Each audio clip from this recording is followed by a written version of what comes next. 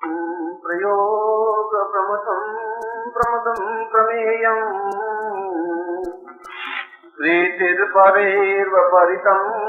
पुरुषोत्तमायम्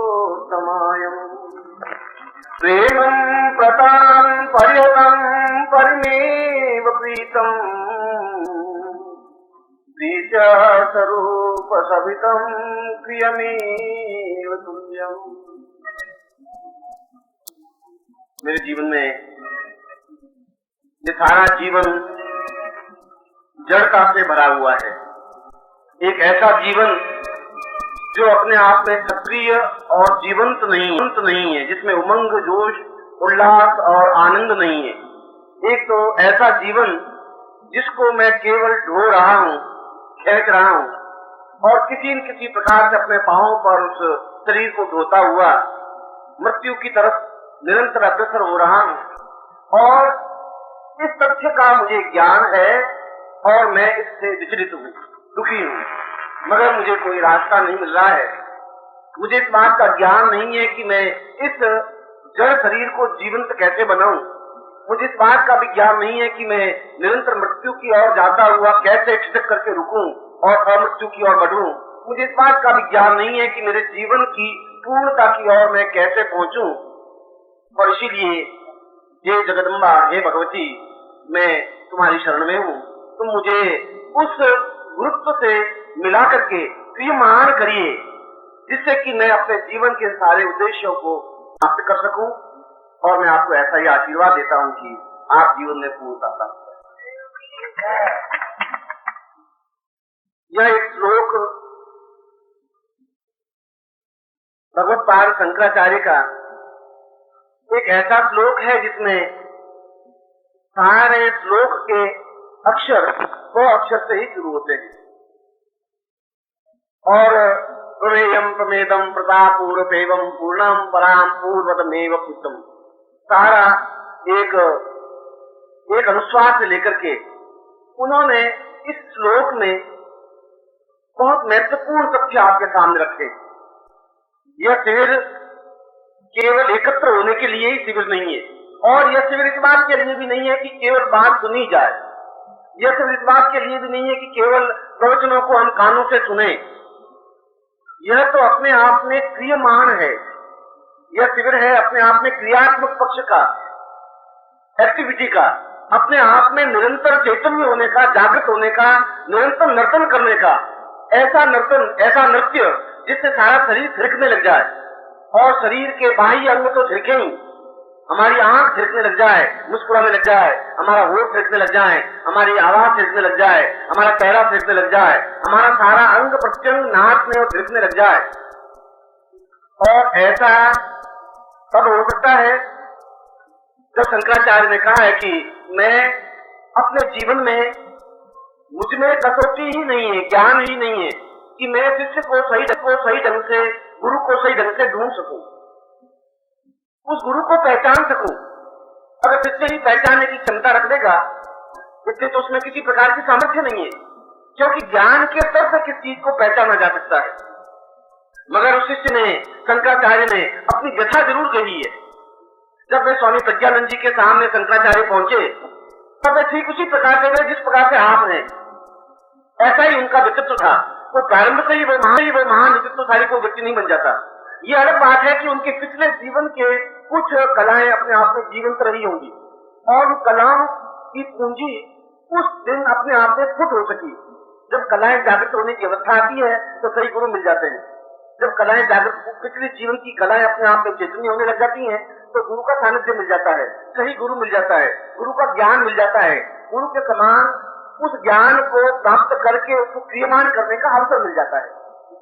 ये सब कुछ पुरानी पूंजी का ब्याज प्राप्त कर सकते हैं। नए सिरे से हम एकदम से प्राप्त नहीं कर सकते। आप नए सिरे से यहाँ नहीं आ सके। आज जो आप यहाँ बैठे हैं, ये नहीं है कि आपने पहली बार कोई प्रश्न किया है। जरूर पिछली पूंजी आपके पास है, और उस पिछली पूंजी के ब्याज से आप यहाँ पहुंच सके। कोई जरूर नहीं था आप यहाँ पहुंच सकते। और यहाँ पर पहुंचने के बाद में कोई नृत्यशाला भी नहीं है, कोई रंगशाला भी नहीं है, आमोद प्रमोद का स्थान है नहीं है। यहाँ पर कोई ज्यादा आपका एकदम से स्वागत सत्कार किया जाए, आपको ज्यादा सुख सुविधाएं दी जाए और केवड़ा और गुलाब से छिड़का जाए, ऐसा कुछ है नहीं। ऐसा होने के लिए तो जीवन में सैकड़ों स्थान है जहाँ हम ऐसे अपने ऊपर गुलाब जल और केवड़े छिड़का सकते हैं, चित्र की खुशबू ले सकते हैं, महक ले सकते हैं, मोगरे पहन सकते हैं, गुलाब के हार पहन सकते हैं। ऐसे स्थान बहुत हैं, मगर वे इस जीवन की पूंजी है जो अगले जीवन में आपको तकलीफ देगी। कमा रहे हैं आप, इसका ब्याज तो लेना ही पड़ेगा अगले जीवन में, और वह ब्याज भोगे रोग भयम। भोग अपने आप में रोग में ही कन्वर्ट होता है। भोग की परिणति रोग है ही। मैं बहुत ज्यादा खाऊंगा तो अजीर्ण होगा ही, इसमें कुछ कहने की जरूरत नहीं है। बहुत ज्यादा चलूंगा तो पैरों में गांठें पड़ेंगी। जो भी बहुत ज्यादा आदमी कार्य करेगा वह अपने आप में रोगमय प्रवृत्ति है ही। इसलिए आप जो भोग में लिप्त हो और भोग के माध्यम से जो भी प्राप्त कर रहे हैं उसका फल आप इस जीवन में भोगेंगे ही, और अगले जीवन में भी वह फल तो भोगना ही पड़ेगा, क्योंकि वह श्रृंखला कल जैसे मैंने बताया कालो निर्विधा, उसके टुकड़े काल के नहीं हो सकते, समय के टुकड़े नहीं हो सकते। जिस समय के स्थान पर आपने दस्तक दी, जो आवाज की, जो कार्य किया, जो एक्टिविटी की, उसका रिएक्शन प्लस और माइनस तो होगा ही। एक बहुत छोटी सी गोली, एस्ट्रो की गोली, और इस पूरे 6 फुट 3 इंच के शरीर में उस गोली का कोई महत्व नहीं है। उस वेट के हिसाब से देखा जाए तो 1000 में हिस्सा भी नहीं है, मगर वह गोली जो ही पेट में जाती है उसका रिएक्शन होता है, और वह गोली का रिएक्शन होता है कि अगर मेरा सिर दर्द है तो ठीक होता है। इसका मतलब वो छोटा सा कार्य भी रिएक्शन किया, और आपकी छोटी सी घटना भी रिएक्शन तो करेगी, और वो रिएक्शन अगर मैं 4 से गोलियां एक साथ ले लूं तो मेरा सिर दर्द हो जाएगा। अगर सिर दर्द मिटेगा एक गोली से तो 4 गोली से सिर दर्द बढ़ जाएगा, और वो रिएक्शन होगा। वह रिएक्शन 1 घंटा तकलीफ दे सकता है, 4 घंटा तकलीफ दे सकता है, और नींद की गोलियां अगर मैं कंपोज 40 गोलियां एक साथ ले लूं तो मर सकता हूं। वे गोलियां बाजरी के दाने जितनी होती हैं, कोई बहुत बड़ी गोलियां नहीं होती है। इसलिए यह शास्त्र सम्मत तथ्य है या व्यावहारिक तथ्य है कि हम जीवन में जो कुछ कर रहे हैं, हमारे वैसे ही संतान पैदा हो जाए, संतान हमने पैदा की, हमारे ही पुत्र और पुत्रियां हैं, और हमारा कहना नहीं मानते, हमारे बिल्कुल विपरीत रास्ते पर चल जाते हैं, सामने खड़े हो जाते हैं, आदर नहीं करते, सम्मान नहीं करते। हम ही हैं अपने शरीर को खूब साबुन लगा करके नहला धुलका के ठीक किया है, उसके बाद कहना नहीं मानता, थक जाता है, कमजोर हो गया है, चल नहीं सकता, खा नहीं सकता, पी नहीं सकता, देख नहीं सकता। शरीर तो हमने बहुत उसको पाल पोस के तैयार किया है, इसलिए कि हमने जो कुछ किया है उसका रिएक्शन हम भोग रहे हैं। पिछले जीवन में आपने जो कुछ किया होगा उसका फल ये आपके सामने प्रत्यक्ष है कि आप मेरे सामने बैठे हैं, आप मेरे सामने बैठे हैं और प्रकृति के उन रहस्यों को सुलझाने के लिए बैठे हैं जो अपने आप में अनसुलझी हुई पहली है कि आखिर मेरे जीवन में इतनी विडंबना, इतनी परेशानियां, इतनी बाधाएं क्यों हैं, क्यों आनंद नहीं है, चेहरे पर उमंग क्यों नहीं है, आंखों में जो एकदम नृत्य होना चाहिए, मुस्कुराती हुई आंखें होनी चाहिए, क्यों नहीं है, चेहरे पर जो ओज होना चाहिए, चमक होनी चाहिए, वह क्यों नहीं है, आखिर क्यों नहीं है। आप घी खाते हैं, बिस्किट खाते हैं, आप डबल रुपया खाते हैं, मेरे से आप ज्यादा, उसके बावजूद भी आपका चेहरा मुर्दे की तरह क्यों है, इसमें किसी प्रकार की हलचल नहीं है। प्रभु ने ऐसा दिया नहीं कहते। आप जब पैदा हुए तब खिलखिला रहे थे, मुस्कुरा रहे, बहुत नृत्य कर रहे थे, आपकी आंखें नृत्य कर रही थी, आपकी आंखों का नृत्य देख करके आपके माँ बाप बहुत खुश हो रहे थे। आपकी आंखों का नृत्य देख करके, रोते हुए चेहरे को देख करके नहीं, रोते हुए चेहरे देख करके उदास हो रहे थे वो, मगर जरूर आपके चेहरे में कुछ विशेषता होती कि आपके माँ बाप खुश थे, आपके पास पड़ोसी खुश थे, लोग खुश थे, आपको गोद में उठाते थे, पुचकारते थे, चुमकाते थे और आपको खिलाते थे, वो आप ही थे। अब आप में क्या हो गया, वही व्यक्ति आप थे, और आज ये क्या हो गया, प्रभु ने आपको बड़ा सुंदर जीवन दिया था, बड़ा सुंदर चेहरा दिया था, बड़ा मुस्कुराता हुआ चेहरा दिया था, मगर जो कुछ आपने कमाया उसका फल आपके सामने, चश्मा आपके पास में लगा हुआ है और घूम रहे हैं और देख रहे हैं और चल रहे हैं, घुटनों पे हाथ लगा रहे हैं और खा नहीं रहे, सीने साथ लगाते जा रहे। ये आपके 30-35 वर्षों की कमाई जो आपने एकत्र की। इसीलिए कह रहा हूं कि ये प्रकृति के अनसुलझे प्रश्न है कि ऐसा क्यों हो रहा है, और ये पिछले जीवन की कमाई है कि आपको इन प्रकृति के अनसुलझे प्रश्नों को सुलझाने के लिए अवसर दिया, आपको यहाँ एकत्र किया, एक मौका दिया, आपको एक विचार दिया, स्थान तो मिले। उस शंकराचार्य ने कहा कि मैं जीवन में चाहता हूं, हे जगदम्बा, ये चाहता हूं कि मुझे कोई ऐसा गुरु मिल जाए जो ये समझा सके, और वह गुरु समझा सके जो गुरु खुद समझा हुआ हो। कल मैंने अपने प्रवचन में बताया था कि जो खुद पूरे उपनिषदों को पचा सकता हो, पढ़ सकता नहीं, पढ़ने से ज्ञान प्राप्त नहीं हो सकता।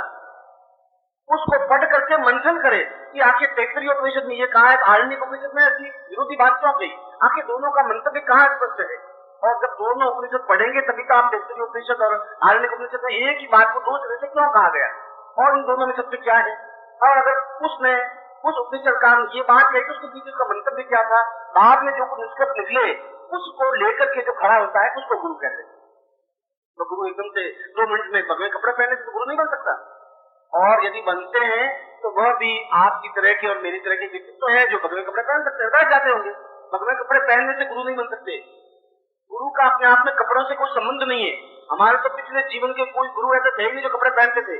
वो तो कुर्ता था वो भी खोल दिया, बनियान थी वो भी खोल दी, धोती भी खोल के छोड़ दी, केवल लोक लाज की भय से एक लंगोट लगा के रखी। गुरु तो ऐसे थे, इतने त्याग वृत्ति में थे, उन चमकीले कपड़ों में वो रहे नहीं।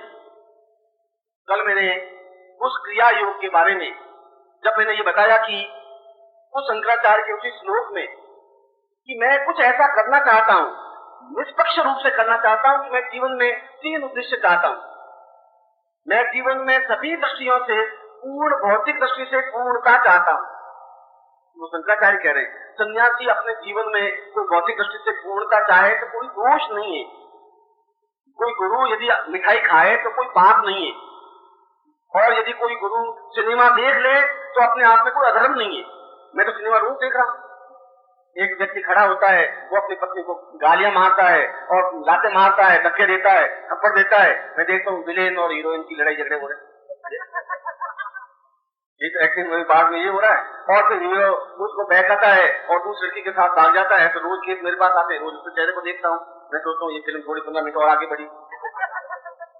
और उसके बाद में एक लड़का कहता है कि ये मेरा बेटा कहना नहीं मानता, गालियां देता है गुरुजी। अब मैं सोचता हूँ ये तो फिल्म का एक पार्ट है, और ये फिल्म तो रोज मैं देख ही रहा हूँ। 3 घंटे की अगर फिल्म देख भी लूंगा तो जो रात दिन 24 घंटे फिल्म देखता है उसमें क्या दोष आ जाएगा। ये जीवंत फिल्में देख रहा हूँ, मगर हमारी आंखें इतनी फूल हो गई है।